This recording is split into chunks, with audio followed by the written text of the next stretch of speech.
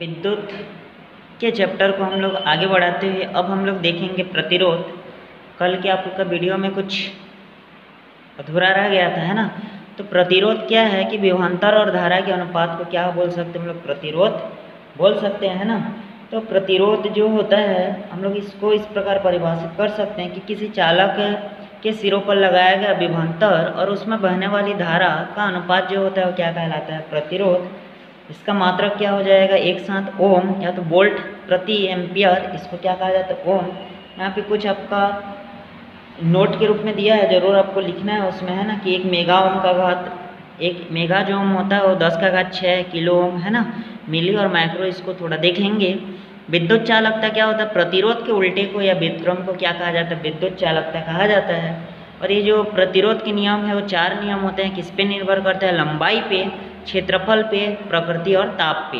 यहाँ पे देखो दोनों समानुपाती हैं या अनुक्रमानुपाती हैं, इसका मतलब कि लंबाई जितना अधिक होगा प्रतिरोध का मान उतना ही अधिक होता है। ए और आर एक दूसरे के उल्टा है, मतलब क्षेत्रफल बढ़ने पर प्रतिरोध का मान क्या होता है, कम हो जाता है, और क्षेत्रफल कम होने पर प्रतिरोध का मान बढ़ जाता है।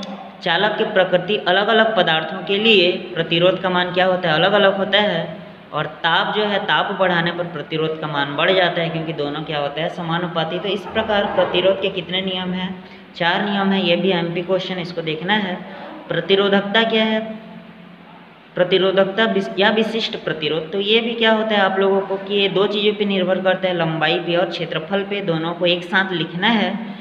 दोनों को एक साथ लिखने के बाद हटाएंगे तो एक नियतांक जिसको क्या कहा जाता है, रो, और रो को ही कहा जाता है आपका विशिष्ट प्रतिरोध या तो प्रतिरोधकता कहा जाता है ना। तो यहाँ से प्रतिरोध और प्रतिरोधकता के अंतर को देखना है। ऊर्जा क्या है, आपको पता है कि किसी भी वस्तु में क्या होता है, कुछ ना कुछ ऊर्जा तो जरूर निहित होता है। तो किसी विद्युत परिपथ में विद्युत प्रभाव के फलस्वरूप कुल ऊर्जा को ही क्या कहा जाता है, विद्युत ऊर्जा कहा जाता है ना। यहाँ से क्वेश्चन नहीं आता है, अंकित प्रश्न आएगा तो बनाते समय बनाएंगे। शक्ति क्या है, तो किसी भी वस्तु के कार्य करने की जो दर होती है ना, उसको क्या कहा जाता है, शक्ति। W/T यानी जूल प्रति सेकेंड, एक साथ इसको वाट कहा जाता है। तो शक्ति का मात्रक वाट भी होता है, कि कार्य करने की जो दर है वो क्या कहलाता है, आपका विद्युत शक्ति कहा जाता है। इसका मात्रक वाट होगा, 1 वाट बराबर 1 जूल प्रति सेकेंड होता है। यहाँ से एक क्वेश्चन जो कि बहुत ज़्यादा आता है, एक HP, H यानी हॉर्स पावर, अश्व शक्ति का मान कितना होता है, 746 वाट। एक HP का मान कितना होता है, 746 वाट, या एक अश्व शक्ति का मान कितना होता है, 746 वाट होता है ना। उसके बाद यहाँ से भी ये याद रखेंगे, ये भी 1 नंबर का आता है। 1 किलोवाट घंटा का मान कितना होता है, तो 1 किलोवाट घंटा का जो मान होता है वो 3.6 गुणा 10 के घात 6 जूल होता है। कितना होता है, 3.6 गुणा 10 के घात 6 जूल होता है। किसका मान, 1 किलोवाट घंटा का मान कितना होता है, 3.6 गुणा 10 के घात 6 जूल होता है, ध्यान देंगे, है ना। उसके बाद 1 मेगावाट का मान 3.6 गुणा 10 के घात कितना होता है, 9 जूल होता है। दोनों में उतना ही डिफरेंस है।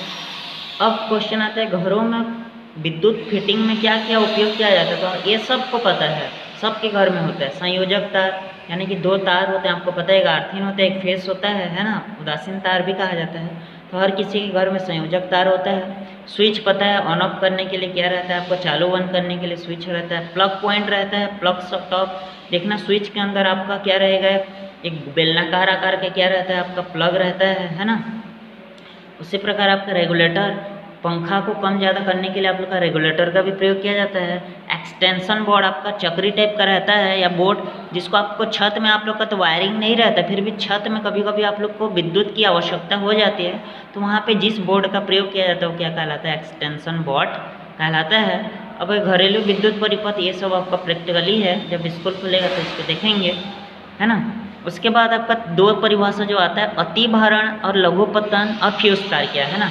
अति भारण, ओवरलोडिंग, कभी कभी देखना बहुत सारे चीज़ में जो तार वगैरह रहता है वो ओवरलोड हो जाता है, जिसके कारण लोग टूट के क्या हो जाता है ना।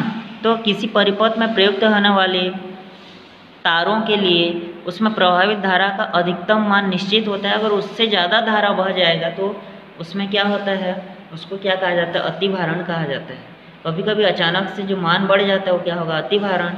जिसको ओवरलोडिंग बोलते हैं। लघुपतन शॉर्ट सर्किट, देखना कभी कभी आर्थिन और फेस आपस में टच हो जाते हैं जिससे आपको चिंगारी टाइप का प्राप्त होता है ना, तो ये आपका क्या है, आपका लघुपतन है।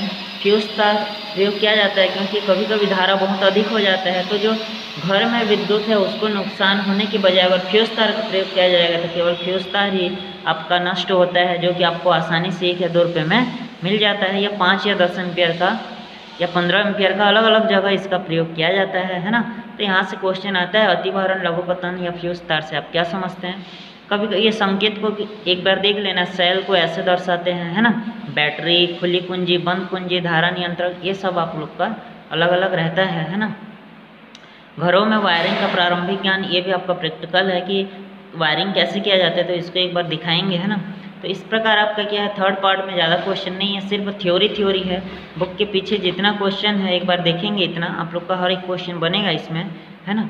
तो इसको आप लोग को इतने को देखना है। इसमें से टिक लगा रहा हूँ, प्रश्न नंबर 2 को आप लोग बनाएंगे, उदाहरण 2 को, है ना। उसके बाद उदाहरण नंबर इतने को बनाना ही है। उदाहरण 6 मोस्ट एमपी है, उदाहरण नंबर 8 भी मोस्ट एमपी है, उदाहरण नंबर 9 और 10, ये 3 और ये मतलब 4 और 1, पाँचों को आप लोग को कैसे भी बनाना है, यहाँ से क्वेश्चन आपका आते हैं। तो इस प्रकार हमका विद्युत वाला चैप्टर खत्म होता है। कल देखेंगे लास्ट टॉपिक है फिजिक्स में विद्युत उपकरण। फिजिक्स में त्रैमासिक में यहीं तक आएगा, फिजिक्स यहाँ से ख़त्म होता है, और मैथ्स में पहला चैप्टर आएगा, उससे ज़्यादा आप लोगों का नहीं आएगा। धन्यवाद।